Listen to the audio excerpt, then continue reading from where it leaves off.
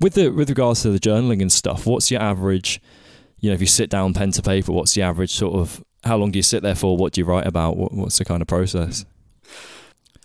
Again, great question. So I'm terrible with consistency, and I got into a place where I was trying to be consistent with journaling in the first place.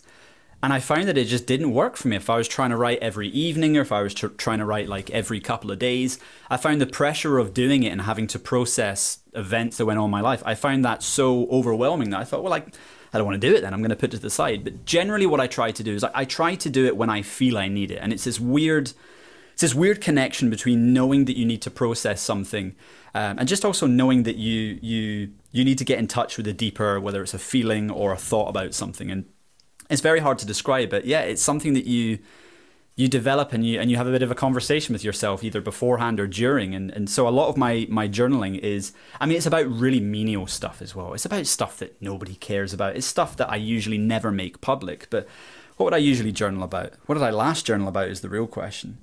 Do you know, here's an interesting thing actually.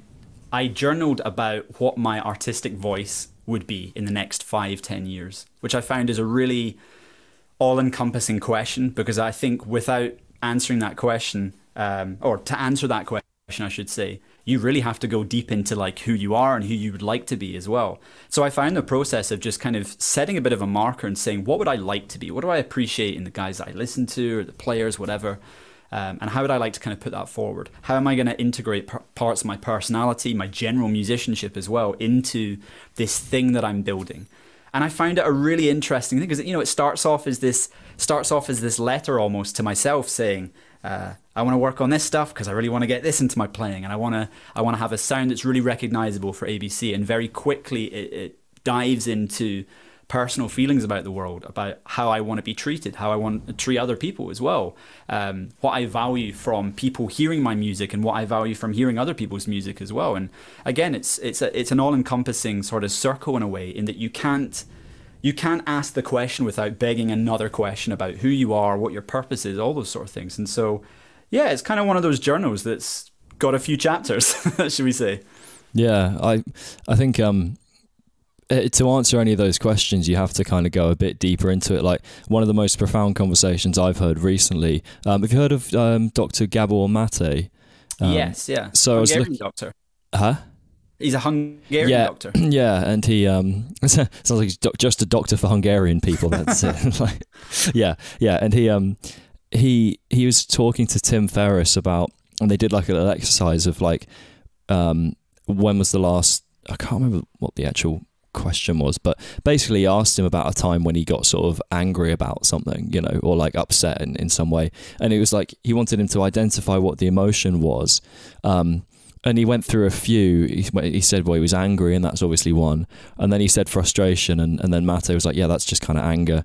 And then he was talking about a few other things, and then I can't remember, because he was angry because someone hadn't done something that he'd asked them to.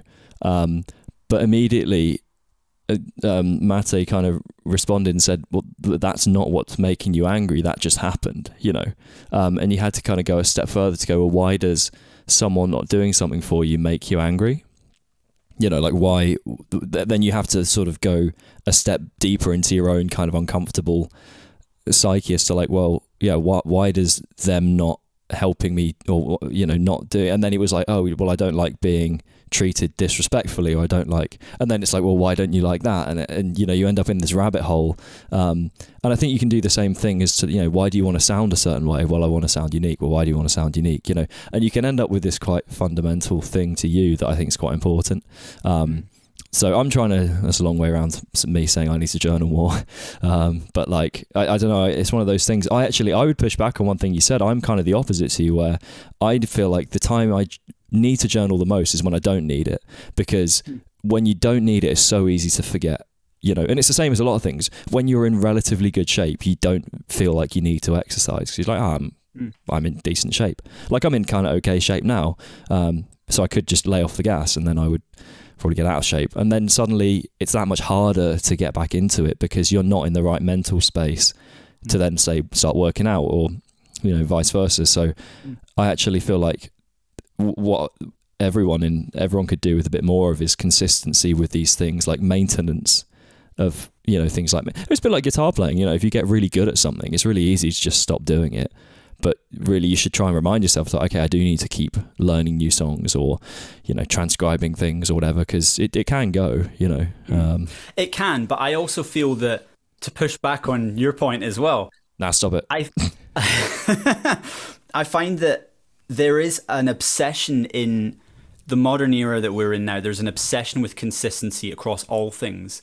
And unfortunately, and I do say this for myself as well, so this is a point of self-interest, I guess, but I think consistency can create a feeling of either dependence on having to do something to get through the day, or dependence on having to carry out a certain amount of actions before you're able to do ABC, whatever it is.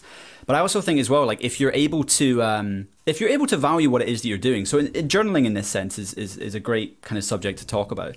It's something that I know I could sit down and force myself to do. But I know that for most of those days that I force myself to do it, I'm not going to write anything that's genuine. I'm going to waste paper, really, and I'm going to talk about stuff that, the odd time I might uncover something. But if I really value it, and I think, yeah, it means something to me, and it works when I use it, I don't have to worry too much about the pressure of being consistent, about the pressure of trying to resolve an issue. But just knowing that that tool is there if I need it, it's a really nice kind of getaway from just storing it all in your head and then, or, whatever it is. But yeah, I find as soon as I got rid of consistency for a lot of different things in my life, I actually found the opposite to a lot of people. I found that actually I went to it when I needed it, rather than going to it every time and forgetting the point of it, forgetting the purpose, and forgetting the importance of it as well. So I think it's a shades of grey sort of issue. I think some people do really well out of just, going to the gym all the time. Some people, they need it. Other people, I think they enjoy the fact that it feels like a getaway rather than kind of home part two, or like another place to hide, whatever it is. But yeah, I really think it depends how you treat it. And, on the subject of music as well, I think practice is exactly the same way. And it's really funny because I have a lot of students that are like, I just don't feel like practicing, and, what do I do? And I think they're expecting like a really strict answer from me, which is like, you should be practicing 8 hours a day, and, screw your job, you need to go and do this, and you really need to get this stuff. And it's like, that will work for some people. But there's some people that when you stack that pile higher and higher, they start to look at it and go, wow, that's a lot of stuff to do. And in fact, every day that I'm not doing it, it gets higher and it gets more and more mountainous. And I think, man, I'm probably never going to start it. And then it becomes something that's, a mountain out of a molehill. That's kind of classic term.